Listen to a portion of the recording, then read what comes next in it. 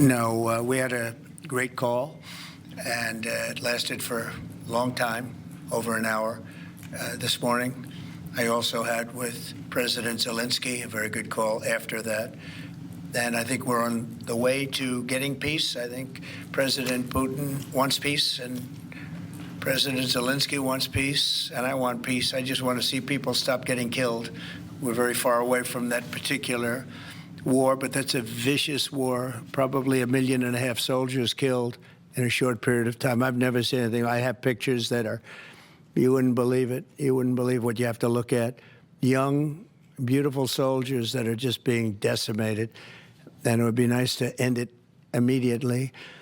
But we had a very good talk with, people didn't really know what President Putin's thoughts were, but I think I can say with great confidence he wants to see it ended also. That's good. And we're going to work toward getting it ended, and as fast as possible. It's a horrible situation going over. It's flat land, and the bullet goes off, and the only thing it can hit is a body, a human body, a young human body. And they're losing just tremendous numbers of mostly soldiers. Just the cities and towns have been largely demolished. It's a shame what's happened to that country. It would have never happened if I were president. That I can tell you. Would have never happened. It's to look at that. And October 7th would have never happened either, by the way, the Middle East. But we'll get it. I think we'll get it. We'll get something done. We're going to be meeting. Actually, tomorrow they're meeting in Munich, as you know, and we're going to have some other meetings. And I'll be dealing with President Putin largely on the phone, and we ultimately expect to meet. In fact, we expect that he'll come here, and I'll go there, and we're going to meet also probably in Saudi Arabia the first time. We'll meet in Saudi Arabia, see if we can get something done. But we want to end that war. That war is a disaster. It's a really bloody, horrible war. Did Saudi Arabia, the first meeting will happen? I think so. We think we're going to probably meet in Saudi Arabia the first meeting.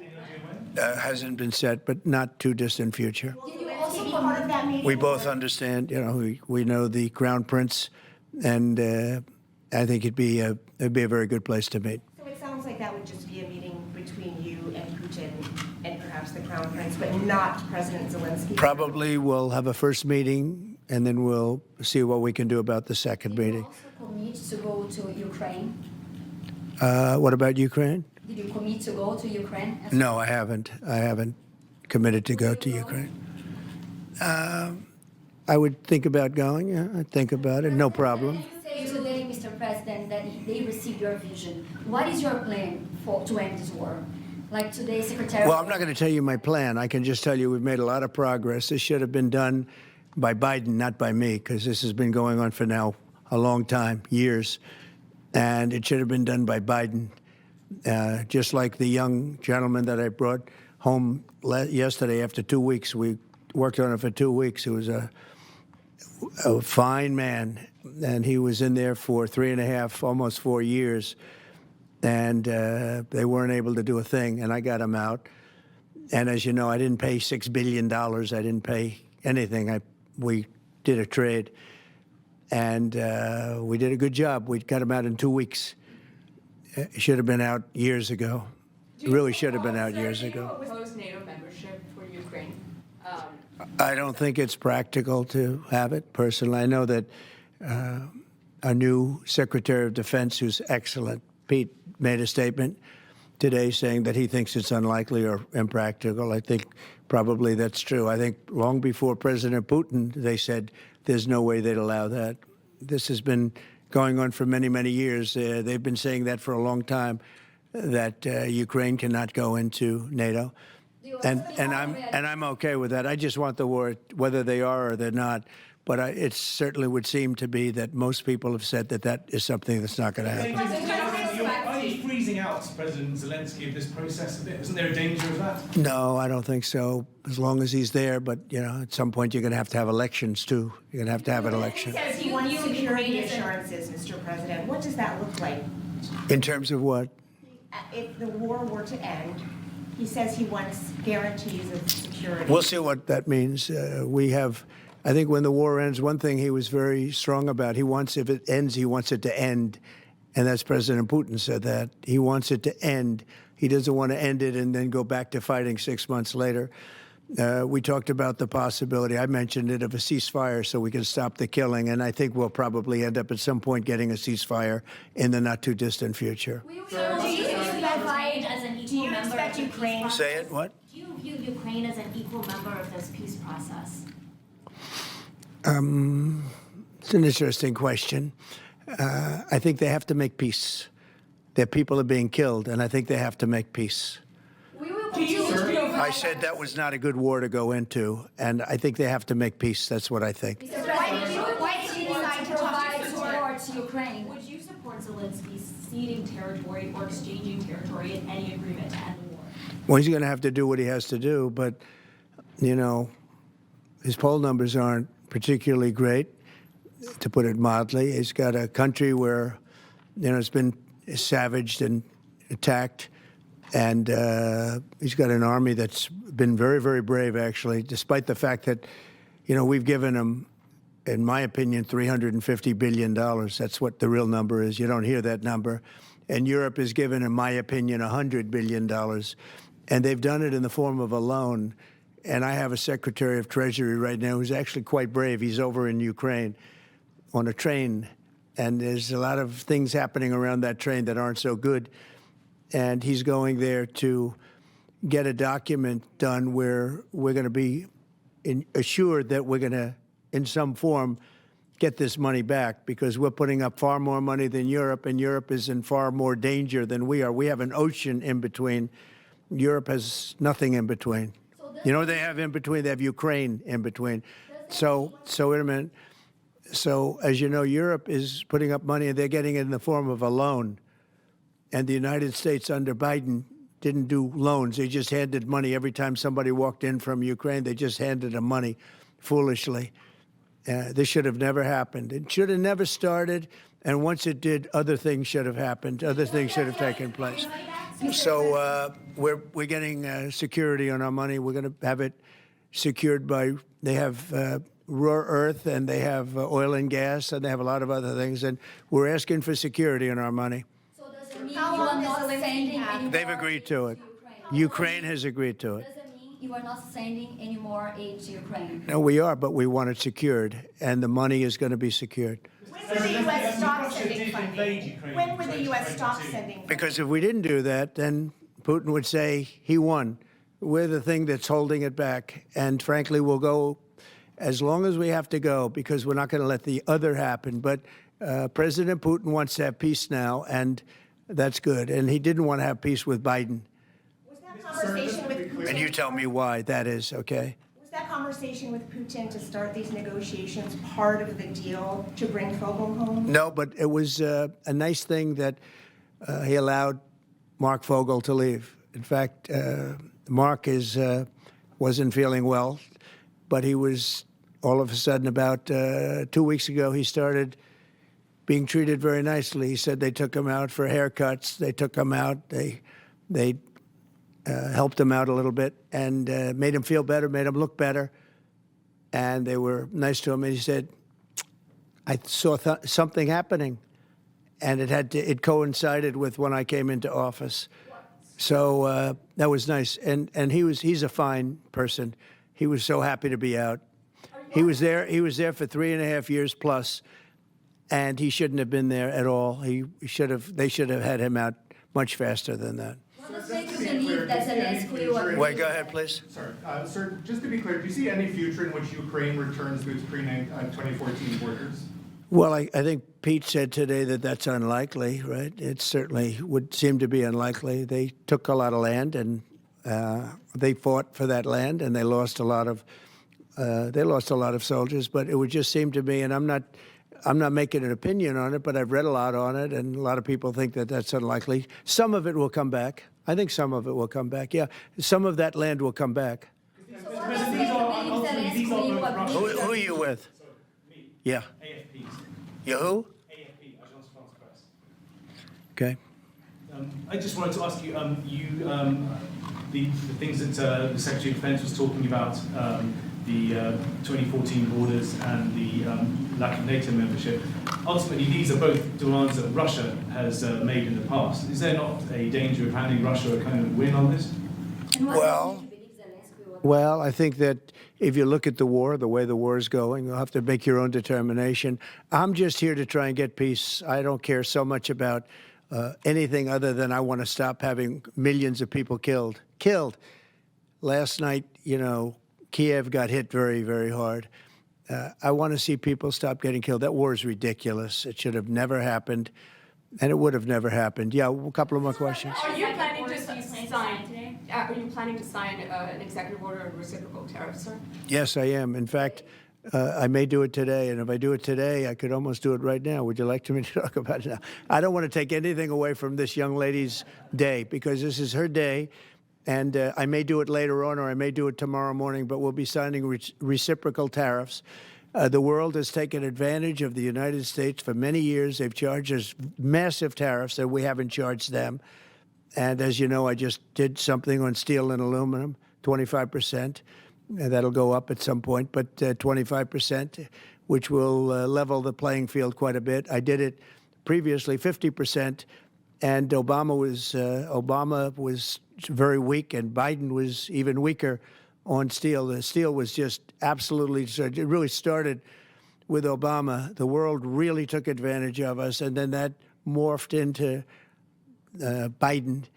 And what they did was he was so worried about trying to attack his political opponent that he didn't know what he was doing with respect to countries taking advantage. He should have looked at the countries, both friend and foe, taking advantage of us. So we're going to be doing reciprocal tariffs, which is whatever they charge, we charge, very simply. But we're going to be... Considering Continue exemption. to talk about widespread fraud and abuse. Oh, yeah, there was tremendous fraud. There's tremendous fraud. And it's hard to believe that you can have that kind of fraud. You're talking about, like, are you talking about what? Wait. Which are you talking? You're talking about with regard to all of the investigations that are going on about this stupidity. What we're going to do is tomorrow I'm having a news conference. I'm going to read to you some of the names that hundreds of millions and even billions of dollars have been given to. And if you tell me that we should be giving money to those things, those entities, I think you'll probably have to leave as a reporter because you're not very talented. When you look at the kind of money, billions and billions of dollars being thrown away illegally, and there's no chance. I mean, I say it in front of our Attorney General, there's no chance that there's not kickbacks or something going on. When you give millions and millions of dollars to somebody that stands to look at something for 15 minutes and walks away with millions of dollars, that money's coming back in some form. And that's only one form of corruption. The biggest thing is what they do to our country. They're taking massive amounts of money and spending it on items. I went through a list of 200 expenditures that were made, and I found 3 that looked like they were reasonable. Okay, 3.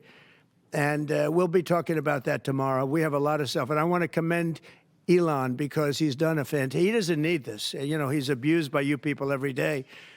He's found more things than anybody could find. I think he's got the credibility to do it. I know he does. And it's his group of people. You know, they started off with 12. I call them 12 geniuses. They started off with 12, and they went to 20 and 25, and now they're up to almost 100. People are joining to help them because there's a massive fraud that's taken place. And then you have judges that are activists, and they sit there and they say, oh, as an example, $59 million going to a little small group in New York City. You get nothing going to North Carolina to help nothing. They say, we don't have any money because they've given it away on the border.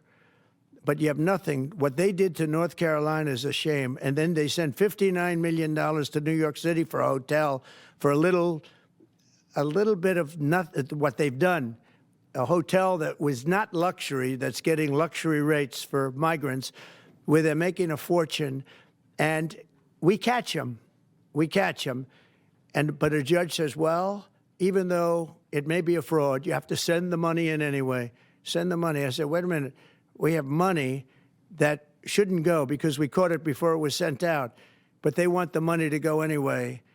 And I I think you're going to have a lot of things to look at, Pam. I really do. What's going on with this whole thing? And this is just one group. We haven't talked about Department of Education. We haven't talked about the military. We haven't talked about a lot of things that are very big. And what's happened is, as an example, you'll have cases where you have a 3-month contract, and maybe the guy that signs the contract leaves. Maybe he gets rich. All of a sudden he leaves for that reason. But you have a 3-month contract, and maybe he leaves. So the contract is sitting there, and the people signing the checks don't know it's 3 months, and it goes on for years. The 3 months turns out to be 3 years, 5 years, 10 years, just goes on forever.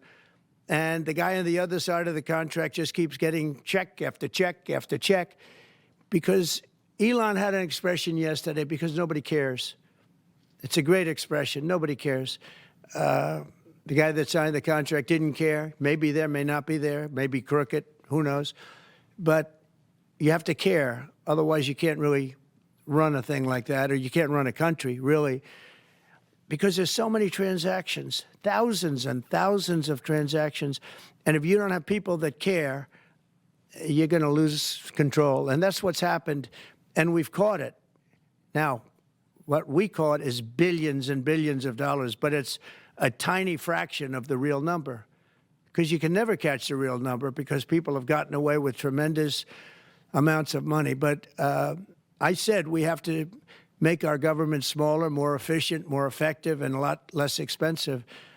And we could find $1 trillion, but we're being hindered by courts, where they file in certain courts where it's very hard to win, and a judge will stop us, and a judge will say that it doesn't make any difference what you find. You just keep paying the money. That's a hell of a way to be.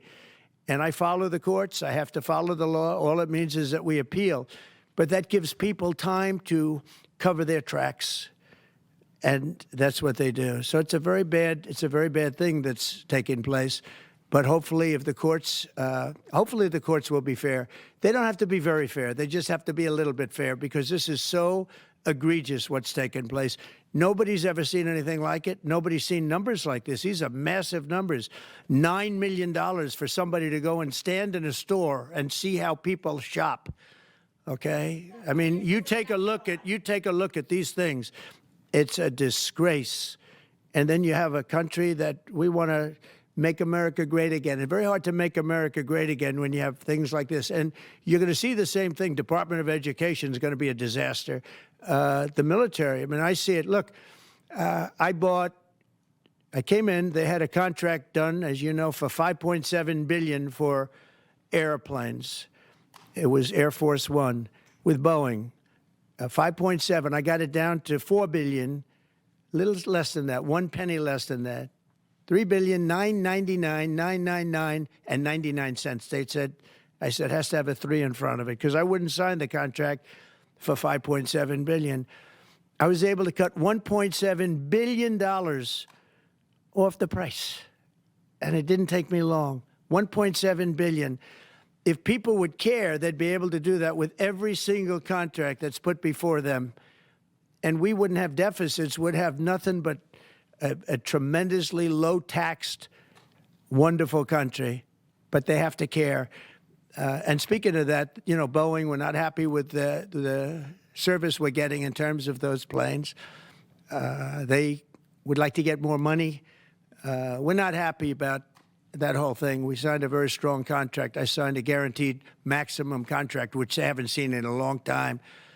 And they're saying they're getting hurt by it. But they have to produce the product, and we expect them to produce the product. They have to produce the product. They agreed to build planes at a certain price. They're not used to that. They're used to having time and material contracts, where it's whatever it costs, time and material, no dates, no anything, and it ends up costing 5 times more. You look at some of the ships that have been built. Take a look at the Gerald Ford, the aircraft carrier, the Ford. It was supposed to cost $3 billion. It ends up costing like $18 billion. And they make, of course, all electric catapults, which don't work. And they have all magnetic elevators to lift up 25 planes at a time, 20 planes at a time. And instead of using hydraulic, like on tractors that can handle anything from hurricanes to lightning to anything. They use magnets. It's a new theory. Magnets are going to lift the planes up, and it doesn't work. And they had billions and billions of dollars of cost overruns. I met the architect. I said, have you designed a ship before? This is one of the biggest ships in the world. It's like landing at LaGuardia Airport. But you look at the kind of waste, fraud, and abuse that this country is going through, and we have to straighten it out. We have great people going into the military in terms of we need ships, we need a lot of things. So we have great people we have business people going in. But when you look at what's happened to our purchasing, and when you look at the USAID, when you look at the things that they're giving to them, the billions of dollars that they're giving to, and it doesn't make sense. It is interesting that when you're looking for fraud, you look at items, hundreds of items, and you'll find one or two, maybe, if you're lucky. Here's something where you look at data, and they're all fraudulent. You know, by just looking at the topic, they're all fraudulent, except it's the opposite. You'll find one or two that's like a legitimate reason. So I just want to thank Elon for going through it. I want to thank all the people that are working with him. You know, we have a big group of people. I think the lowest IQ is about 160. That's very high. I think you have a couple of 182s in there, but they're doing a fantastic job. He doesn't need it, and they don't need it, but we're showing things, and it's going to be it's a big. People have no idea how important it is. Yeah. So how soon do you want the Department of Education to be closed? Oh, I'd like it to be closed immediately. Look, the Department of Education's a big con job. We're ranked, so they rank the top 40 countries in the world. We're ranked number 40th, but we're ranked number 1 in one department, costs per pupil. So we spend more per pupil than any other country in the world, but we're ranked number 40. We've been between 38 and 40. The last time I looked, it was 38, and then I looked 2 days ago, it came out the new list. It came out at number 40, so we're ranked 40. Norway, Denmark, Sweden, I hate to say it, China, as big as it is, it's ranked in the top 5, and that's a primary competitor. We're ranked number 40.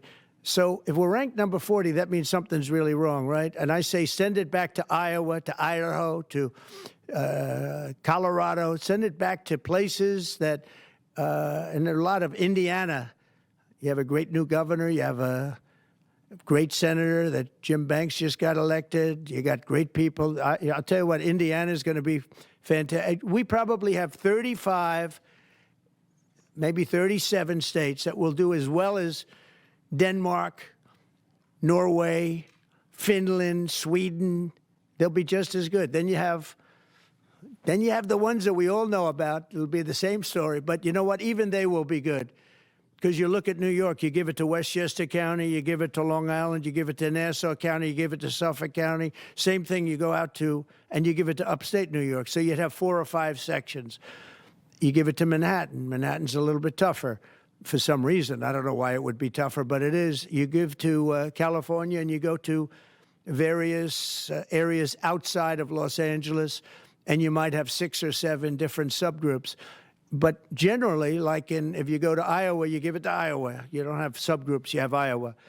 And other places that do a good job. If they do a good job, they're going to do a great job in education. Those places will be every bit as good as the various countries that do so well. All the time, it's the same countries that are doing well. And so we have a Department of Education where people from Washington, D.C., who in many cases don't care about the kids out in the country.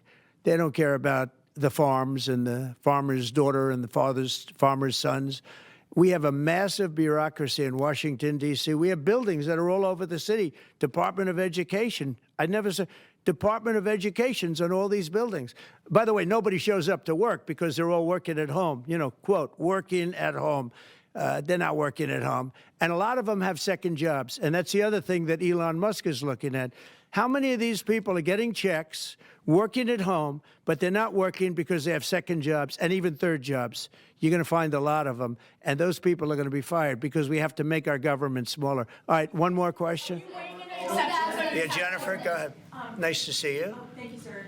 Two questions, one on Ukraine again, and then another one on the Kennedy Center. Do you think that as far as your negotiating tactics go, did Pete Hegseth take away some of your negotiating abilities with Putin by taking Ukraine's sovereign integrity off the table, by taking... No, I haven't done that. I'm back in Ukraine. I'm back in Ukraine. Don't say that. I'm approving, but I do want security for our money. You know, Europe is getting security. You know that, right? They're giving their money in the form of a loan. Nobody knows that.